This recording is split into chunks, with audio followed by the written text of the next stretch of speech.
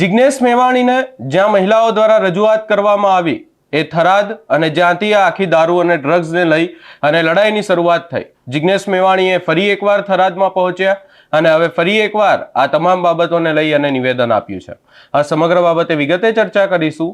નમસ્કાર, હું છું ઉજ્જવલ અને આપ જોઈ રહ્યા છો નિર્ભય ન્યૂઝ। જિગ્નેશ મેવાણી દ્વારા થરાદમાંથી દારૂ અને ડ્રગ્સને લઈ અને આખી વાતને લઈ અને રજૂઆત કરવામાં આવી અને ત્યારબાદ આખી બબાલ થઈ। આ બાદ આખા ગુજરાતમાં એક જ વાતની ચર્ચા થઈ રહી છે કે કઈ કઈ જગ્યાએ દારૂ અને ડ્રગ્સ મળે છે, આની સામે તંત્ર શું એક્શન લઈ રહી છે। ત્યારે ફરી એકવાર જિગ્નેશ મેવાણી થરાદ પહોંચ્યા હતા। એ જિગ્નેશ મેવાણીને ચાલુ સભામાં એક મહિલા દ્વારા રજૂઆત પણ કરવામાં આવી। ત્યારબાદ જિગ્નેશ મેવાણી દ્વારા પણ આ તમામ બાબતને લઈ અને નિવેદન આપવામાં આવ્યું। સૌપ્રથમ એ મહિલા દ્વારા જિગ્નેશ મેવાણીને શું રજૂઆત કરાઈ, ત્યારબાદ જિગ્નેશ મેવાણી દ્વારા પણ આ તમામ બાબતને લઈ અને શું નિવેદન આપવામાં આવ્યું એ સાંભળી લઈએ।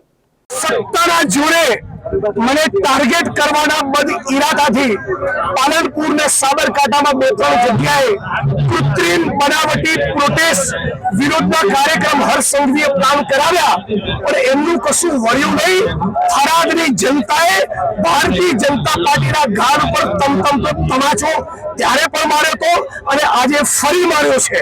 સત્તાનો ઉપયોગ કરી પોલીસની ટીમને કામે લગાડી મારા વિધાનસભા વડગામમાં 2200 લોકોનો કાર્યક્રમ કર્યો અને આ જો વગર પૈસે જિગ્નેશભાઈ, ગુલાબસિંહભાઈ, જ્ઞાનીબેનને પ્રેમ કરનારી જનતા હજારોની સંખ્યામાં સ્વયંભૂ ઉમટી છે અને હજી પણ થરાદમાં જે 10%, 15%, 20% કેફી પદાર્થોનું જે સેવન થઈ રહ્યું છે, વેચાણ થઈ રહ્યું છે, ખબરદાર બંધ કરી દેજો। આવતી વખતે સભા નહીં કરું, થરાદમાં ચક્કાજામ કરીશ અને આજુબાજુના હાઈવે બંધ કરવાનો કોલ આપીશ, એ પણ ડંકાની ચોટ ઉપર કહું છું। થરાદના જ એક પોલીસ સબ ઇન્સ્પેક્ટર રાજ્યની સરકાર તપાસ કરે, પૂરી જવાબદારી સાથે કહું છું, પોતે ડ્રગ્સનું સેવન કરે છે। એટલે મારી પર સવાલ કરતા પહેલા પોતાનું ચરિત્ર ઉજળું રાખજો, બાકી મજા નહીં આવે।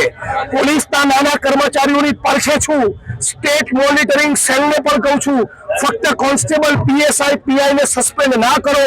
તાકાત હોય તો એસપી ને આઈજી ની સામે એક્શન લો। રાજ્યના પોલીસ વડા અને ગૃહમંત્રીને કહું છું, તમારામાં તાકાત હોય તો પોલીસના કર્મચારીઓને ગ્રેડ પેનો લાભ આપી પોલીસ યુનિયન બનાવવાની સત્તા આપો। એટલે અમે બધા જ કોંગ્રેસ પરિવારના માણસો નશા મુક્ત ગુજરાત, ડ્રગ્સ મુક્ત ગુજરાતની કેમ્પેન લઈને નીકળ્યા છે। આ એની આજે એક શરૂઆત હતી। થરાદથી આ વાત, આ વિચાર, આ આંદોલન આખા ગુજરાતમાં ફેલાશે અને 5મી વખત ચેલેન્જ આપું છું, સન 5મા દિવસે કે મિસ્ટર હર્ષસંઘવી તમારામાં તો પાણી નાખતું નથી તો કઈ નહીં, નિલેશભાઈ રાઠોડ નામના મારા ડ્રાઈવર જોડે મજૂરોની ધરતી પર એકવાર દારૂ ને ડ્રગ્સના મુદ્દે ડિબેટ કરી લો।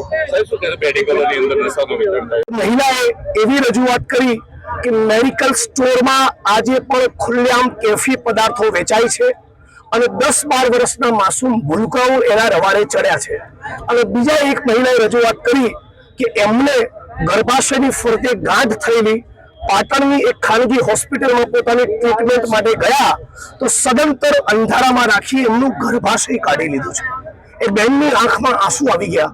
એ બેને ફરિયાદ કરી સમગ્ર જનતાની સમક્ષ કે હવે મારી સાથે લગ્ન કોણ કરશે। એટલે ગુજરાતની બહેન દીકરીઓ માતાઓનું ગર્ભાશય કાઢી લેવામાં આવે, આ કેટલી સંગીન બાબત છે। અને બેને એવું કહ્યું, હું પોતે જીઆરડીની કર્મચારી છું, રાત દિવસ પોલીસ સ્ટેશનમાં જઉં છું અને છતાં મારી કોઈ સુનવાઈ થતી નથી। પાટણના જિલ્લા પોલીસ વડા અને રાજ્યના ગૃહમંત્રીને કહું છું કે તાબડતોબ તમે આમાં એક્શન લો અને કસૂરવાર ડોક્ટરની સામે ગુનો દાખલ કરી 24 કલાક તેની ધરપકડ કરો અને ગુજરાતની જનતાને આશ્વસ્ત કરો કે ગુજરાતની બેન દીકરીઓ માતા સાથે ફરી કદી આવી ઘટના નહીં બને।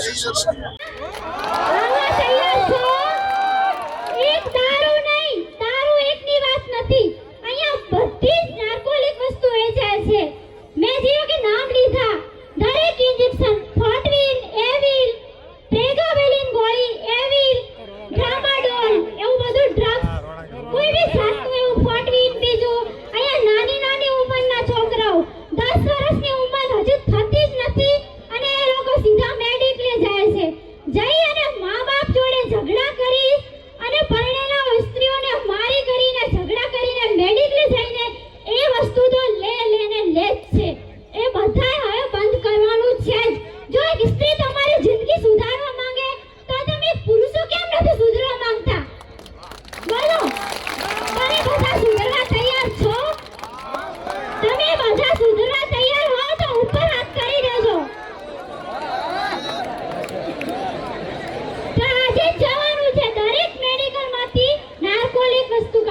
છે. અહીંયા જિગ્નેશ મેવાણી દ્વારા ફરી એકવાર એવું કહેવામાં આવ્યું છે કે તેમના દ્વારા આખી વાતને લઈ અને બબાલ કરવામાં આવી. જે પણ વાત થઈ ત્યારબાદ હવે પોલીસ એક્શનમાં આવી છે. આના પહેલા પણ હવે ક્યાંક ને ક્યાંક આખા ગુજરાતમાંથી આ વાતને લઈ અને એક્શન લેવામાં આવી રહ્યો છે. આ સમગ્ર બાબતે આપનો શું અભિપ્રાય છે અમને કમેન્ટ કરી જરૂર જણાવશો. અમારી ચેનલ નિર્ભય ન્યૂઝને લાઇક, શેર, સબસ્ક્રાઇબ કરવાનું ભૂલશો નહીં.